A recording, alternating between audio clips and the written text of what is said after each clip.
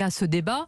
Pour quelles conséquences, selon vous, dans notre société ? Alors c'est un sujet extrêmement important et le pape François a été extrêmement vigoureux sur ce sujet devant des élus et déjà avant dans l'avion qui le ramenait de son dernier voyage apostolique.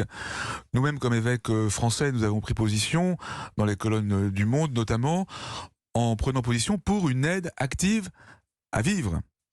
Et j'ai eu moi-même l'occasion aussi de prendre la parole avec le rabbin Michael Azoulay, parce que nous sommes vraiment sur la même longueur d'onde avec nos amis juifs sur le sujet, en disant que nous sommes là pour choisir la vie. Alors, aujourd'hui, mais cette question... Qui fait un autre choix, Monseigneur Auger ? Tout le monde aimerait choisir la vie. Alors, cette question, l'euthanasie, revient régulièrement dans le débat. C'est une question très sensible, sur laquelle il ne faut pas être caricatural. On ne peut pas parler de ce sujet avec des formules à l'emporte-pièce. Mais en même temps, rien n'est plus important qu'aujourd'hui accompagner les personnes en fin de vie ou dans des situations de handicap ou de maladies chroniques très lourdes pour qu'elles puissent vivre le mieux possible. Parce que l'honneur de notre société, c'est de permettre à chacun d'être accompagné dans sa vie. Et aujourd'hui, nous sommes dans une époque qui a beaucoup de mal avec la fragilité. Nous sommes aussi dans une époque où on voudrait faire comme si la mort pouvait être en quelque sorte évacuée. Nous croyons que la mort doit être assumée et accompagnée. Et puis, depuis quelques générations, une réalité qui est magnifique, c'est les soins palliatifs, où il y a énormément de générosité et de compétences engagées dans ce domaine-là. Et vous le savez, il y a en France aujourd'hui des déserts palliatifs.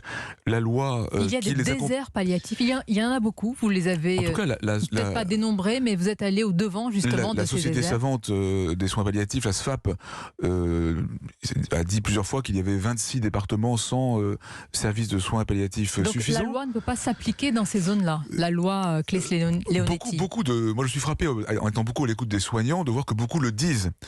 Et d'ailleurs, dans l'avis du comité consultatif national d'éthique, dont plusieurs membres ont souhaité qu'il y ait une réserve, il souligne qu'on n'est pas allé jusqu'au bout de l'application de la loi en vigueur et qu'il y a aujourd'hui un déficit de moyens consacrés aux soins palliatifs et qu'avant toute évolution législative, il faudrait commencer par aller au bout de cette logique.